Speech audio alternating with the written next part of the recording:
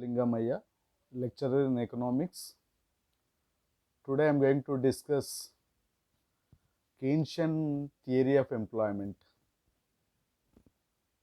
So, Keynesian theory of employment is the part of macroeconomic analysis. So, actually, before we are going to discuss about Keynesian theory of employment, we must the criticism of classical employment theory. So Keynes ఆదాయ ఉద్యోగిత సిద్ధాంతాన్ని మనం అధ్యయనం చేసే ముందు తప్పనిసరిగా సాంప్రదాయ ఆదాయ ఉద్యోగిత సిద్ధాంతంలో ఉన్న లోపాలను ఒకసారి పరిశీలించి కీన్స్ ఆదాయ ఉద్యోగిత సిద్ధాంతాన్ని మనం డిస్కస్ చేద్దాం. అయితే before 1936,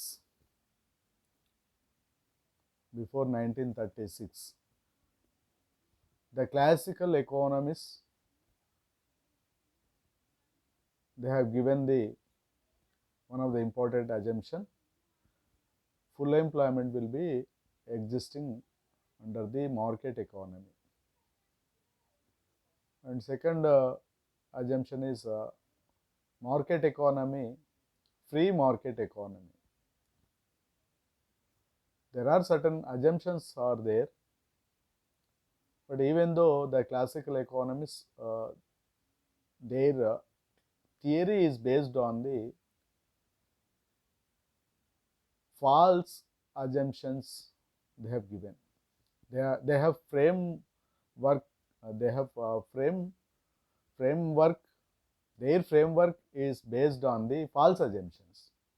So that classical theories purely, it is based on only false assumptions. So ముఖ్యంగా మనం కీన్స్ ఆదాయ ఉద్యోగిత సిద్ధాంతాన్ని చదివే ముందు సాంప్రదాయ ఆదాయ ఉద్యోగిత సిద్ధాంతంలో ఉన్న లోపాలు అనగా ముఖ్యంగా సాంప్రదాయ ఆర్థికవేత్తలు ఆడమ్ స్మిత్ కావచ్చు, జేబీసే, జేఎస్ మిల్, మార్షల్ లాంటి ఆర్థికవేత్తలు, even classicals and new classical economist, they have given their theories only unrealistic approach. So ఎందుకు అంటే సంపూర్ణ ఉద్యోగిత ఉంటుందని, స్వేచ్ఛా వ్యాపార వాణిజ్య విధానం ఉంటుందని, దీర్ఘకాలిక సిద్ధాంతం అని వివిధ రకాలైనటువంటి అజంప్షన్స్, ప్రమేయాలతో సిద్ధాంతాన్ని నిర్మించడం జరిగింది. అయితే ముఖ్యంగా 1929-30లో వచ్చినటువంటి గొప్ప ఆర్థిక మాంద్యం, the great economic depression has occurred in 1929-30. So the world economy totally collapsed at the time. So Keynes seriously criticized about a classical employment theory. సాంప్రదాయ ఆర్థికవేత్తలు సంపూర్ణ ఉద్యోగిత ఉంటుంది అని, full employment, as well as supply creates its own demand. According to JBC market law, supply creates its own demand. How far it is correct?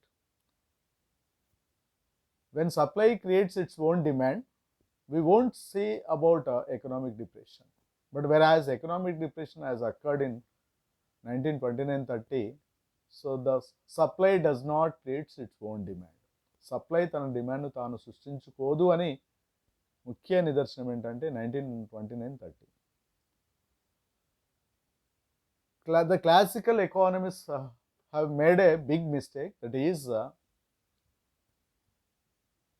before 1929-30, most of the industrialists they have increased their investments. So all the industrialists, they have increased their investments, they have used technology, and they have got much output, much productivity. But the thing is, they have not provided employment opportunities to the laborers. Most of the industrialists, they have used technology. They have They believed technology, not by people. With the help of machinery, with the help of equipments, they have got much output, much productivity, but people are not going to get employment opportunities. So 2930 కంటే ముందు ప్రపంచంలో ఉన్న చాలామంది పారిశ్రామికవేత్తలు అధికంగా ఉత్పత్తిని కొనసాగించాలని, ఎక్కువ అమ్మకాలు పెంచుకోవాలని, ఎక్కువ లాభాలు సంపాదించుకోవాలని ప్రతి పారిశ్రామికవేత్త భావించాడు. తద్వారా ప్రతి పెట్టుబడిదారుడు పెట్టుబడులను పెంచారు. పెట్టుబడులను పెంచడంతో పాటు ఉత్పత్తి కూడా అధికంగా పెరిగింది. కారణం ఏంటంటే సాంకేతిక పరిజ్ఞానాన్ని, యంత్ర పరికరాలను ఉపయోగించడమే ముఖ్య కారణం. ఎప్పుడైతే యంత్ర పరికరాలను ఉపయోగించారో ఉత్పత్తి చాలా వేగంగా పెరిగింది, ఉత్పత్తి చాలా అధికంగా పెరిగింది. కానీ శ్రామికులకు ఉద్యోగ అవకాశాలు తగ్గిపోయాయి, ఉద్యోగ అవకాశాలు క్షీణించాయి. So unemployment has to be risen. Employment opportunities will be come down, and they have got much unemployment. So the laborers has got unemployment. So that నిరుద్యోగిత పెరిగింది కాబట్టి, ఉద్యోగ అవకాశాలు తగ్గాయి, నిరుద్యోగిత పెరిగింది కాబట్టి వారి దగ్గర కొనుగోలు శక్తి తగ్గిపోయింది. So simply we can call economic depression is known as over production and lack of purchasing power. So ఇక్కడ పెట్టుబడులు పెంచారు, ఉత్పత్తి పెంచారు, సాంకేతిక పరిజ్ఞానాన్ని వినియోగించారు, ఉత్పత్తి పెరిగింది, కొనుగోలు శక్తి తగ్గింది. కొనుగోలు శక్తి తగ్గడానికి కారణం ఉద్యోగావకాశాలు తగ్గడం. ఉద్యోగావకాశాలు తగ్గడం వల్ల ఆదాయాలు తగ్గిపోవడం వల్ల కొనుగోలు శక్తి లోపించడం. So economic depression mean to say that over production and lack of purchasing power. అధిక ఉత్పత్తి, కొనుగోలు శక్తి లోపించడం. సో సాంప్రదాయ ఆర్థికవేత్తలు చెప్పిన ప్రకారం ఉత్పత్తి పెరిగింది, కానీ శ్రామికులకు ఉద్యోగ అవకాశాలు తగ్గిపోయాయి. శ్రామికులకు ఉద్యోగ అవకాశాలు తగ్గిపోయాయి కాబట్టి ఆదాయాలు తగ్గినాయి కాబట్టి కొనుగోలు శక్తి తగ్గింది. So that is the reason. So employment opportunities has to B increased in connection with economic depression. So ఆర్థిక మాంద్యం ఫలితంగా ప్రపంచంలో ఉన్న చాలా పరిశ్రమల్లో పనిచేసే ఉద్యోగులు నిరుద్యోగులు అయ్యారు. అంటే ఉద్యోగ అవకాశాలు పెంచాల్సినటువంటి పరిస్థితి. సో ఆ సందర్భంలో దేశంలో ఉన్నటువంటి లేదా ప్రపంచంలో ఉన్నటువంటి పారిశ్రామికవేత్తలు, ముఖ్యంగా private entrepreneurs, private industrialist, private individuals, already they have got much output. Unnecessarily why should we do more investment again and again? So మేము ఇంకా ఉత్పత్తిని ఎందుకు పెంచాలి? ఉత్పత్తిని పెంచడం వల్ల పెంచిన ఉత్పత్తికే డిమాండ్ లేదు. పెట్టుబడులు పెట్టి విపరీతమైనటువంటి ఉత్పత్తిని సాధించినప్పటికీ ఆ ఉత్పత్తికి డిమాండ్ లేదు, ఆ సప్లైకి డిమాండ్ లేదు. కాబట్టి supply does not create its own demand అనేది ఎకనామిక్ డిప్రెషన్ ఫలితంగా అర్థమైంది. ప్రైవేటు పెట్టుబడిదారులు వస్తువులను ఉత్పత్తి చేయడానికి ససేమీరా అంగీకరించడం లేదు. ఎందుకంటే ఆల్రెడీ ఉత్పత్తి ఉంది, కొనేవాడే లేడు. కాబట్టి మళ్ళీ పెట్టుబడి పెట్టడం వల్ల వచ్చే లాభం ఏమిటి అని ప్రైవేట్ పెట్టుబడిదారులు పెట్టుబడులు పెంచడానికి అంగీకరించలేదు. At that time modern father of economics John Maynard Keynes has entered into the economy. So John Maynard Keynes has given good advices to the world economies. What is that? So according to J.M. Keynes, the general theory of employment, interest and money was published in 1936. Yes. So that is why I quoted before 1936. So before 1936 is differ after 1936. So the Keynes has given many suggestions to the world economies. So according to this book, The General Theory of Employment, Interest and Money was published in 1936. The classicals and the neoclassical economists almost neglected the problem of unemployment. Yes, just now I told me that classical economists and neoclassical economists almost they have neglected the problem of unemployment. Yes. నిరుద్యోగిత సమస్యల గురించి వాళ్ళు మాట్లాడలేదు. నిరుద్యోగిత సమస్యను ఎలా overcome చేయాలి అనే విషయాన్ని వాళ్ళు పట్టించుకోలేదు. ముఖ్యంగా సాంప్రదాయ ఆర్థికవేత్తలు ఏమన్నారంటే ఎప్పుడైనా తాత్కాలికంగా నిరుద్యోగిత వస్తే కొంతకాలం తర్వాత అది డిసపియర్ అవుతుంది. డిసపియర్ అవుతుంది అంటే ఆటోమేటిక్గా ఫుల్ ఎంప్లాయ్మెంట్ వస్తుంది. So they have given that kind of analysis. So they regarded unemployment is a temporary phenomenon. Yes, just now I told you. Unemployment is a temporary phenomenon. It is not permanent one. They have assumed that there is always a tendency towards full employment. So the classicals always thinking of there is a tendency of towards full employment. There is always. It's only the unemployment may come only temporarily, not permanent. So in that way అంటే సాంప్రదాయ ఆర్థికవేత్తలు ఏమన్నారు, తాత్కాలికంగా నిరుద్యోగిత వస్తే అది కొంతకాలం తర్వాత మళ్ళీ సంపూర్ణ ఉద్యోగిత చేరుకుంటుంది అని. నిజంగానే వాస్తవంగానే సంపూర్ణ ఉద్యోగిత చేరుకొని ఉంటే, ఎంప్లాయ్మెంట్ అవకాశాలే ఉండి ఉంటే we are unable to see that economic depression. So ఆర్థిక మాంద్యాన్ని మనం చూసేవాళ్ళం కాదు, ఆర్థిక మాంద్యం గురించి డిస్కస్ చేసేవాళ్ళం కాదు. కాబట్టి it was Keynes who lead vigorous and systematic attack on the classical employment theory and replaced it with a more realistic theory. So అందుకే సాంప్రదాయ ఆర్థికవేత్తలు చెప్పిన సిద్ధాంతం ఫాల్స్ థియరీ అని, అన్రియలిస్టిక్ అప్రోచ్ అని మనం ఎందుకు క్రిటిసైజ్ చేశాము అంటే, వాస్తవ ప్రపంచంలో వాస్తవానికి చాలా దూరంగా ఉంది. వాస్తవానికి ఎందుకు దూరంగా ఉంది అని అంటున్నామంటే, సాంప్రదాయ ఆర్థికవేత్తలు చెప్పిన ప్రకారం సంపూర్ణ ఉద్యోగిత ఉండాలా, స్వేచ్ఛ వ్యాపార వాణిజ్యం ఉండాలా. సంపూర్ణ ఉద్యోగిత ఉంటే అందరూ వస్తు సేవలను డిమాండ్ చేస్తారు, అసలు నిరుద్యోగితనే ఉండదు. కానీ మరి నిరుద్యోగిత బాగా పెరిగింది కాబట్టే కదా, ఉద్యోగావకాశాలు లేకపోవడం వల్లనే కదా ఆదాయాలు తగ్గిపోవడం వల్ల కొనుగోలు శక్తి లోపించడం. కాబట్టి Keynes seriously criticised about classical employment theory. Yes, according to Keynesian theory of employment is based on some important assumptions. So Keynes ఆదాయ ఉద్యోగిత సిద్ధాంతాన్ని మనం పరిశీలించే ముందు కొన్ని ప్రమేయాలను మనం చూస్తే, మొదటి ప్రమేయం ఏంటంటే, Keynes confines his analysis to the short run period. Yes, the whole Keynesian theory of employment is related to only short run period. It is not related to long run period.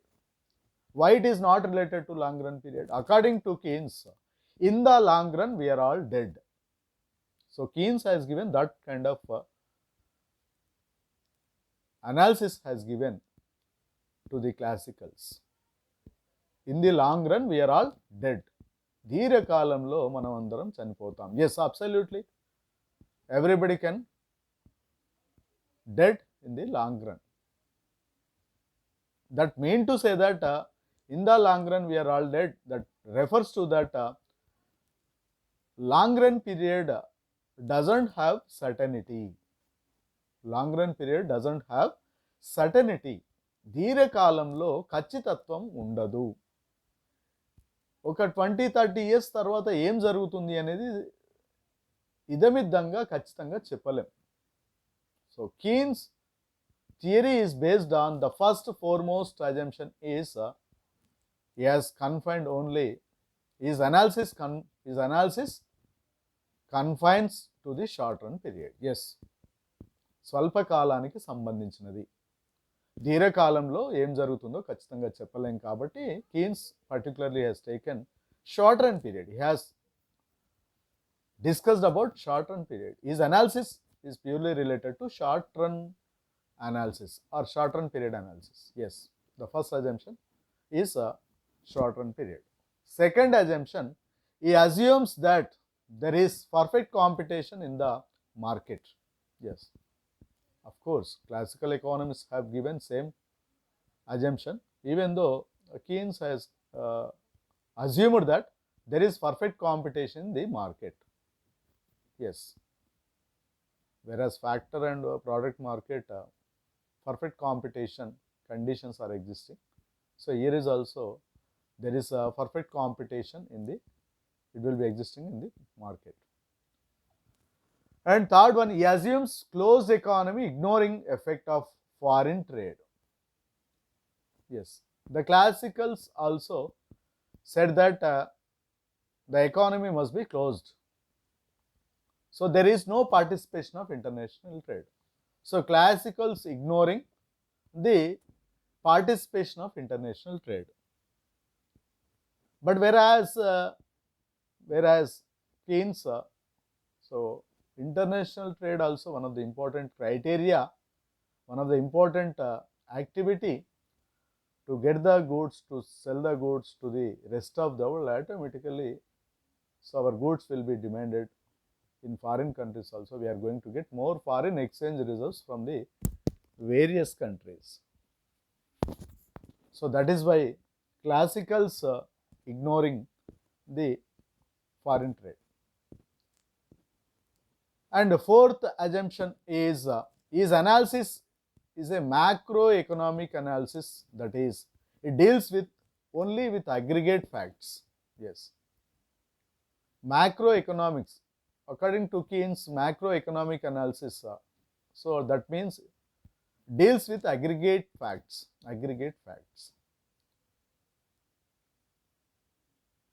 So aggregates facts ante ఒక వ్యక్తి పొదుపు చేస్తే ఆ వ్యక్తి యొక్క కుటుంబం బాగుపడుతుంది. So దేశంలో ఉండేటటువంటి ప్రతి వ్యక్తి, దేశంలో నివసించే ప్రతి వ్యక్తి పొదుపు చేశారనుకోండి, సో దానివల్ల దేశానికి ప్రమాదకరం. అందుకే కీన్స్ అంటాడు ఖర్చు చేయండి అంటాడు, పొదుపు చేయండి అని క్లాసికల్స్ అంటే, కీన్స్ మాత్రం ఖర్చు చేయండి అంటాడు. When we are doing expenditure in the market, so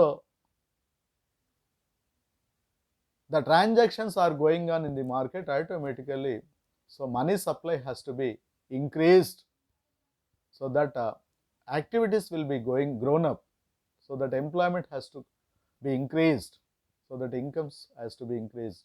So automatically the economy will not be collapsed. So when employment opportunities has to be increased, automatically so people can purchase more quantities. So impact of economic depression so can be reduced, can be declined. So that is the macroeconomic paradox. పొదుపు చేయడం అనేది దేశానికి ప్రమాదకరము అంటాడు. అందుకే దాని aggregate facts అంటే అదే. So macroeconomics deals with aggregate units, so that it should be aggregate facts. Aggregate facts are like macroeconomic paradox.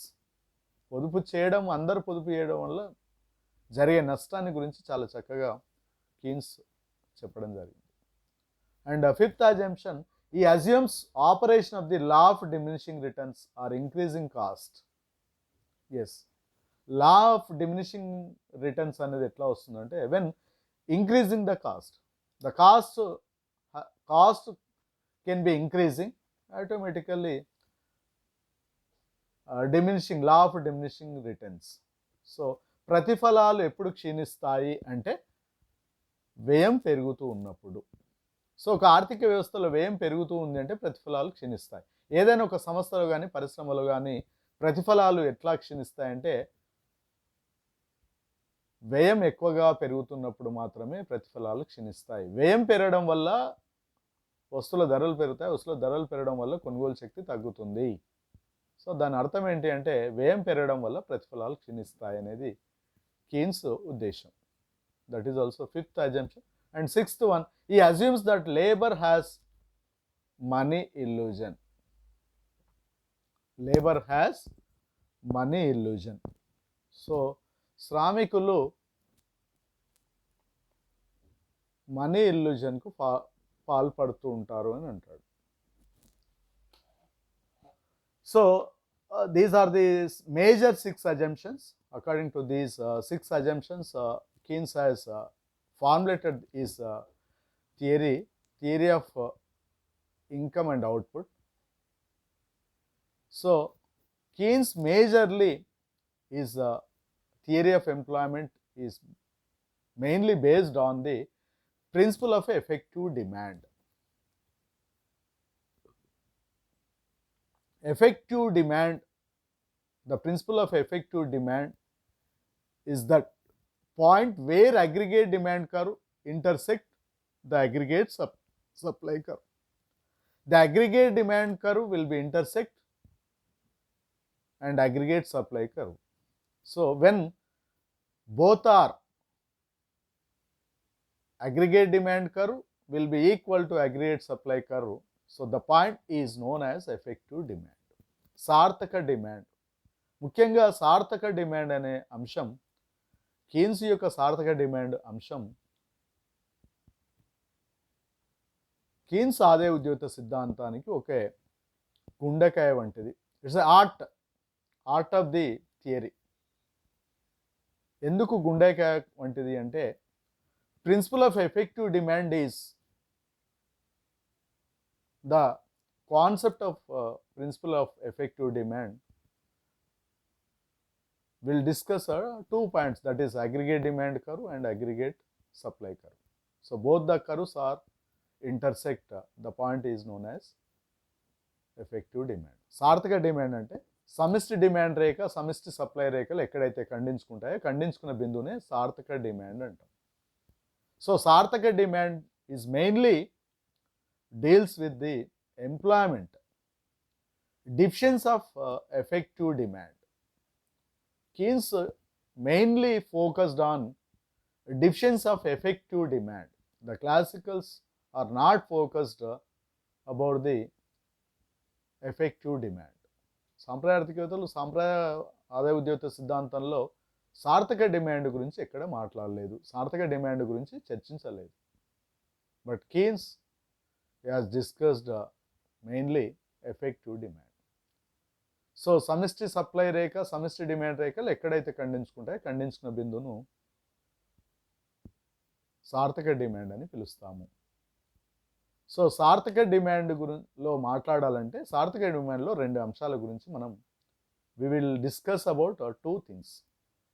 Determinants of effective demand. Yes, సార్థక డిమాండ్ నిర్ణయించే అంశాలు 2 ఉంటాయి. One is aggregate demand functions, that is ADF. Second one is aggregate supply functions, that is ASF. ADF, ASF. Aggregate demand function, aggregate supply function. So now we can take the first foremost thing is aggregate demand functions, that is ADF. Aggregate demand function is the relationship between the level of employment and the expected income from the sale of output resulting from the varying level of employment. The expected income from the sale of output resulting from such different level of employment is called aggregate demand price for the output. సమిష్టి demand ఫలం లేదా సమిష్టి demand ధర.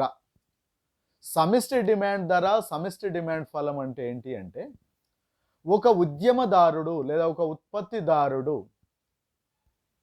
వివిధ ఉత్పత్తి కారకాల ద్వారా ఉత్పత్తి చేసిన మొత్తాన్ని మార్కెట్లో అమ్మడం వల్ల ఆశించే రాబడి రేటును సమిష్టి రాబడి ధరనేమో సమిష్టి డిమాండ్ ధర అంటారు, రాబడి రేటునేమో సమిష్టి డిమాండ్ ఫలము అంటారు. ఎస్, ఒక ఉద్యమదారుడు లేదా ఉత్పత్తిదారుడు వివిధ ఉత్పత్తి కారకాల ఆధారంగా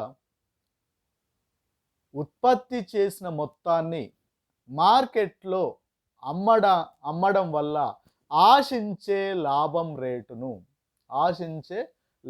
రేటును సమిష్టి డిమాండ్ ఫలము అంటాం. Expected profit, expected income. When he has to sell in the market and he will be going to expect some of the income. So expected income. So ఆశించే లాభం రేటును మనం సమిష్టి డిమాండ్ ఫలము అంటాం. దాన్ని సమిష్టి డిమాండ్ ధర అంటాం. సమిష్టి డిమాండ్ ఆధారంగానే సమిష్టి డిమాండ్ ఫలం అనేది ఉంటుంది. ఇక్కడ the aggregate demand curve will be increasing and at a decreasing rate. So cost and revenue, in the y-axis we have taken cost and revenue, and x-axis we have taken employment. So మనం ఏ రేషియోలో employment అందిస్తున్నాము, ఆ employment ద్వారా ఎంత ఉత్పత్తి జరుగుతుంది, ఆ ఉత్పత్తిని మార్కెట్లో అమ్మడం వల్ల ఎంత ఆశిస్తాం లాభం. సో దాన్ని సమిష్టి డిమాండ్ ఫలము అంటాం. So Keynes is mainly focused on employment. It should be employment. So next one is aggregate supply price. So aggregate supply function is defined as the amounts of money which the entrepreneur must get from the sale of output at varying levels of employment. In other words, it represents the different levels of income which the entrepreneur will supply at different levels of employment. So సమిష్టి demand ఫలానికి సమిష్టి supply ఫలానికి తేడా ఏంటంటే, ఇక్కడ వాస్తవంగా అమ్మడం వల్ల వచ్చే లాభం రేటు, అక్కడనేమో ఆశించే లాభం రేటు, ఇక్కడ వాస్తవంగా వచ్చే లాభం రేటు. ఒక ఉద్యమదారుడు ఉత్పత్తి కారకాల సహాయంతో ఉత్పత్తి చేసిన మొత్తాన్ని మార్కెట్లో అమ్మడం వల్ల వాస్తవంగా వచ్చిన లాభం రేటును మనం సమిష్టి సప్లై ఫలము అంటాం. ఎస్, సమిష్టి డిమాండ్కు సమిష్టి సప్లై ఫలానికి తేడా అదే. అక్కడనేమో ఆశించిన లాభం రేటు, ఇక్కడ వాస్తవంగా అమ్మిన లాభం రేటును మనం తీసుకుంటాం. సో ఇక్కడ మీరు చూడండి, ఏఎస్ కర్వ్, ఏడి కర్వ్కు ఏఎస్ కర్వ్కు తేడా చూడండి. The aggregate supply curve will be increasing at increasing rate. Aggregate demand curve will be increasing at decreasing rate. So అందుకే అపోజిట్ డైరెక్షన్లో ఏఎస్ కర్వ్ ఉంది. దీనికి ఏఎస్ కర్వ్కి అపోజిట్ డైరెక్షన్లో ఏడి కర్వ్ ఉంది. Aggregate demand curve will be against to aggregate supply curve. Yes, so మనం ఇక్కడ determination of equilibrium level of employment by the principle of effective demand. So generally determination of equilibrium level of output ఎట్లా ఉంటుంది effective demand ద్వారా అని చూస్తే, మనం ఒకసారి దీన్ని పరిశీలిస్తే, according to Keynesian theory the equilibrium level of output is determined at the point of intersection between aggregate demand function and aggregate supply function. This has been shown in the following diagram. Yes, the principle of effective demand, determination of equilibrium level of employment by the principle of effective demand. So సమిష్టి demand ఫలం, సమిష్టి supply ఫలం రెండు సమతుల్యం ఏ విధంగా పొందుతాయి, so రెండు interaction ఎలా అవుతాయి, రెండింటి మధ్య సంబంధం ఎలా ఉంటుంది అని ఒకసారి మనం పరిశీలించినప్పుడు ఆ రెండింటి మధ్య సంబంధాన్ని మనం ఈ కింది డయాగ్రామ్ ద్వారా మనం చూడవచ్చు. ఎస్, మనం ఇంతకుముందుకు చూసినట్లు సమిష్టి డిమాండ్ ఫలం, సమిష్టి సప్లై ఫలం ఏ విధంగా ఉంటాయని ఒకసారి పరిశీలించినప్పుడు, yes, aggregate demand function and aggregate supply function. So at point E, so where the point E, where the aggregate demand curve and aggregate supply curve will be intersect at point E.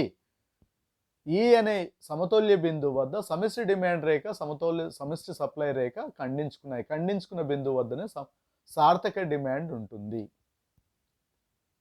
అంటే ఎన్ నుంచి ఎన్ వరకు ఉద్యోగ అవకాశాలు లభిస్తాయి, కానీ N2 వరకు సంపూర్ణ ఉద్యోగ అవకాశాలు లభించవు. సో ఇక్కడ from N to N2, N నుండి N2 వరకు అల్ప ఉద్యోగిత సమతుల్యం అనేది ఉంటుంది. ఎస్, మనకు కంప్లీట్గా aggregate demand curve and aggregate supply curve ఖండించుకున్న బిందువు వద్ద సంపూర్ణ ఉద్యోగావకాశాలు లభించాలి. కానీ ఇక్కడ అప్ టు ఈ సమతుల్య బిందువు వద్ద మాత్రమే అంటే సమిష్టి డిమాండ్ రేఖ సమిష్టి సప్లై రేఖ ఖండించుకున్నాయి కాబట్టి ఆ ఖండించుకున్న బిందువునే సార్థక డిమాండ్ అంటాం. సార్థక డిమాండ్ వద్ద ముఖ్యంగా అల్ప ఉద్యోగిత సమతుల్యాన్ని కలిగి ఉంది అనేది ఈ డయాగ్రామ్లో మనకు స్పష్టంగా తెలుస్తుంది. అల్ప ఉద్యోగిత సమతుల్యము అంటే under employment equilibrium. When we are reaching point E, at point E, some laborers are awaiting for employment. ఇంకా నిరుద్యోగులు ఉద్యోగాల కోసం చూస్తున్నారు. 100 మంది ఉద్యోగావకాశాలు లభించలేదు, 80 మందికి ఉద్యోగాలు దొరికాయి, కానీ ఇంకా 20 మంది they are waiting for employment. 20% of the people they are waiting for employment.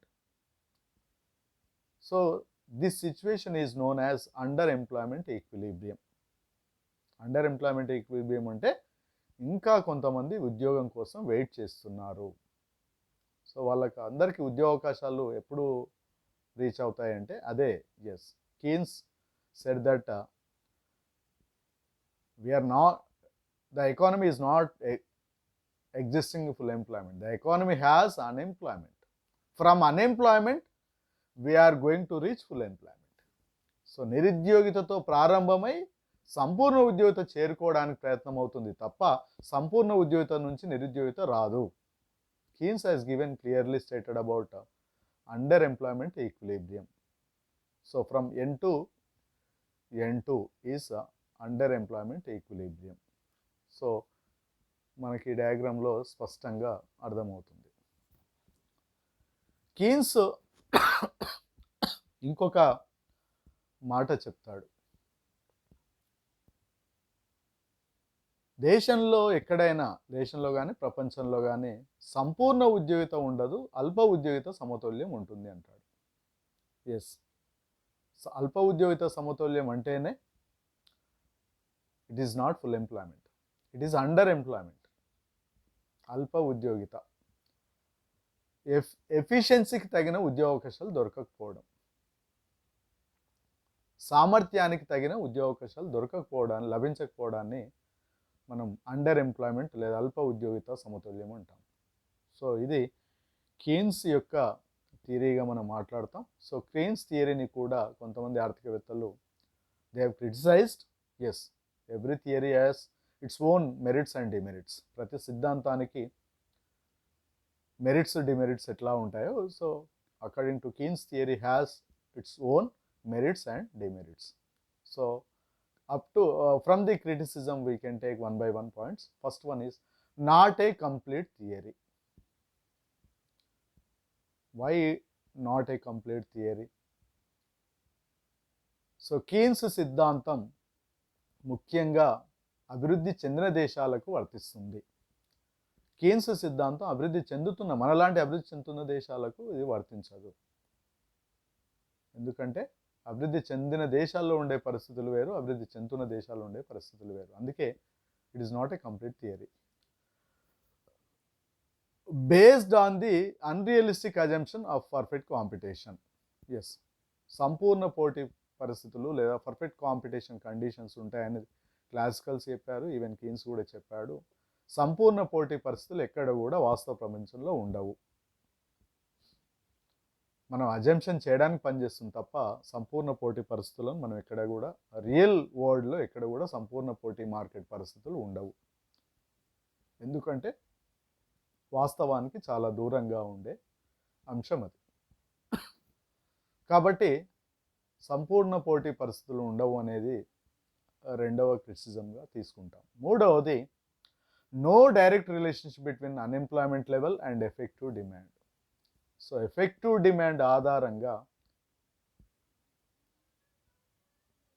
ప్రత్యక్షంగా సార్థక డిమాండ్కు అంటే నిరుద్యోగితకు ఎక్కడ క్లారిటీ ఇవ్వలేదు కీన్స్. సార్థక డిమాండ్ను పెంచాలా, సార్థక డిమాండ్ యొక్క ప్రాధాన్యత గురించి చెప్పాడు తప్ప So he has not clearly stated about the relation between unemployment and effective demand. ప్రత్యక్ష సంబంధాన్ని ఇక్కడ కూడా వివరించలేదు. So Keynes has ignored about long run period. So స్వల్పకాలం గురించి మాత్రమే విశ్లేషించాడు. సో ప్రతి మనిషి పాజిటివ్ యాటిట్యూడ్ తోటి ఉండాలి. దీర్ఘకాలంలో కూడా చాలా అంశాలు జరుగుతాయి. He has ignored about in the long run period. So దీర్ఘకాలం కూడా చాలా ముఖ్యమైనటువంటిది. దీర్ఘకాలంలో అనేక రకాలైనటువంటి అంశాలు, అనేక రకాలైనటువంటి, అంటే ముఖ్యంగా క్లాసికల్స్ చెప్పినట్లు దీర్ఘకాలంలో డిమాండ్ మేరకు సప్లై చేసే డిమాండ్ కంటే సప్లైని ఎక్కువగా పెంచే అవకాశం ఉంది. దీర్ఘకాలంలో డిమాండ్ను కూడా పెంచడానికి అవకాశం ఉంటుంది. దీర్ఘకాలంలో డిమాండ్ను కూడా పెంచే అవకాశం ఉంటుంది. కాబట్టి దీర్ఘకాలానికి సంబంధించినటువంటి అంశాన్ని కీన్స్ మర్చిపోయాడు. Ignores micro economic problems. So Keynes has ignored micro economic problems. So సూక్ష్మ ఆర్థికపరమైన సమస్యలను కూడా కీన్స్ వదిలేశాడు. కీన్స్ దాన్ని పరిగణలోకి తీసుకోలేదు. So every country and the world economies has microeconomic problems, not only microeconomic problems are also. So I will like allocation of resources. It is one of the important microeconomic problem. So microeconomic ప్రాబ్లమ్స్ను మర్చిపోవడం జరిగింది. తర్వాత static in nature. So Keynes ఆదాయ ఉద్యోగ సిద్ధాంతం అంతా కూడా నిశ్చలపరమైనది, అంటే డైనమిక్ అనాలిసిస్ కాదు, చలనపరమైనటువంటి విశ్లేషణ కాదు, చలనరహితమైన విశ్లేషణ. అంటే static analysis is analysis completely static analysis. It is not related to dynamic analysis. డైనమిక్గా ఉండాలి, స్టాటిక్గా ఉండకూడదు. Assumption of closed economy. Yes, closed economy has only according to closed economy, without participation of international trade, no country has got even full employment, no country has got foreign exchange reserves, no country has not reached to like development. So ఒక దేశం ఆర్థికంగా అభివృద్ధి చెందాలన్నా, ఒక దేశంలో ఆర్థిక ప్రగతి సాధించాలన్నా, ఒక దేశంలో విదేశీ మారక ద్రవ్యం రావాలన్నా, ఒక దేశం సంపూర్ణ ఉద్యోగిత సాధించాలన్నా ప్రతి దేశం కూడా విదేశీ వ్యాపారం చేయాల్సి ఉంటుంది. Definitely the country has to participate in international trade. International ట్రేడ్లో తప్పనిసరిగా పాల్గొనాల్సి ఉంటుంది. కాబట్టి క్లోజ్డ్ ఎకానమీ అయినా తీసుకున్నాడు, ఓపెన్ ఎకానమీ తీసుకోలేదు. Open economy also it is most important thing to get the growth and development. And a depression economics. Yes, economic depression is economics. Keynes has stated about underemployment equilibrium, అల్ప ఉద్యోగిత సమతౌల్యం. అల్ప ఉద్యోగిత సమతౌల్యం వల్ల కూడా depression వచ్చేటటువంటి అవకాశం ఉంటుంది. And ninth criticism is a capitalistic theory. Yes, already in the initial stage I have said that yes, the whole theory about Keynes' theory of employment is related to capitalistic economies can be followed. So it is purely related to capitalistic theory. It is not related to third world countries, or it is not related to developing countries. This theory is not applicable for third world countries as well as developing countries. మీకు ముందే చెప్పాను, Keynes చెప్పబడిన సిద్ధాంతం అనే విత్తనాలను అభివృద్ధి చెందుతున్న దేశాలలో నాటితే ఆ మొక్కలు, ఆ విత్తనాలు పైకి రాకుండా విత్తనం నాటిన చోటనే ఉండి వాటి ఫలితాలు చూడడానికి అవకాశం లేదు. అవే కీన్స్ అనే విత్తనాలను అభివృద్ధి చెందిన దేశాలు, ముఖ్యంగా పెట్టుబడిదారీ దేశాలలో నాటినట్లయితే అవి ఆ విత్తనాలు పెరిగి పెద్దవై పెద్ద వృక్షాలనిచ్చి పెద్ద ఫలితాలనిచ్చి ఆ దేశాలకు మంచి ఫలితాలను ఇచ్చే అవకాశం ఉంటుంది. సో ముఖ్యంగా కీన్స్ థియరీస్ ఎందుకు మనం క్యాపిటలిస్టిక్ థియరీ అన్నామంటే అది కీన్స్ చెప్పబడిన సిద్ధాంతాలను అనే విత్తనాలను అభివృద్ధి చెందుతున్న దేశాలు నాటితే అవి మొలవడం బయటకి రాకపోగా వాటికి ఫలితాలు కూడా ఏమి ఇచ్చే అవకాశం లేదు. సో పెట్టుబడులు కూడా నష్టపోయేటటువంటి అవకాశం ఉంటుంది. So not applicable in the developing countries. Yes, just now I told me that developing కంట్రీస్లో ఈ విత్తనాలను నాటితే ఏమాత్రము ఉపయోగపడదు. అభివృద్ధి చెందిన దేశాల్లో మాత్రమే కీన్స్ అనే విత్తనాలు ఉపయోగపడతాయి. తద్వారా అక్కడ మంచి ఫలితాలను, మంచి వృక్షాలను, మంచి ఫలితాలను, మంచి ఫలాలను ఇచ్చే అవకాశం ఉంటుంది అని మనకు చాలామంది ఆర్థికవేత్తలు కీన్స్ సిద్ధాంతాన్ని కూడా క్రిటిసైజ్ చేయడం జరిగింది.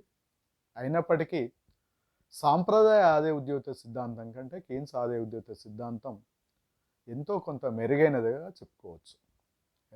ఎంత విమర్శించినప్పటికీ కీన్స్ ఆదాయ ఉద్యోగ సిద్ధాంతం ఎంత విమర్శించినప్పటికీ అందులో ముఖ్యమైనవి కొన్ని అంశాలు షార్ట్ రన్ పీరియడ్ కావచ్చు, ఎఫెక్టివ్ డిమాండ్ కావచ్చు, లేదంటే ముఖ్యంగా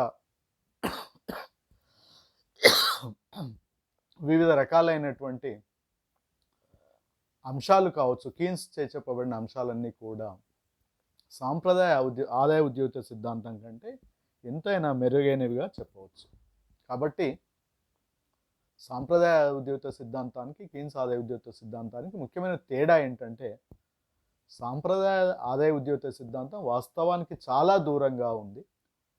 కీన్స్ ఆదాయ ఉద్యోగ సిద్ధాంతం వాస్తవానికి చాలా సమీపంగా ఉంది.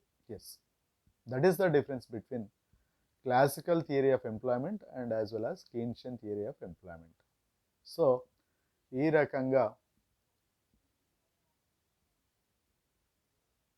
మనకు ఆదాయ ఉద్యోగిత సిద్ధాంతం అనేది కీన్స్ ఆదాయ ఉద్యోగిత సిద్ధాంతాన్ని మీరందరూ విన్నారు కాబట్టి దీని యొక్క కామెంట్స్ను యూట్యూబ్లో మీరు రాస్తారని ఆశిస్తూ thank you one and all.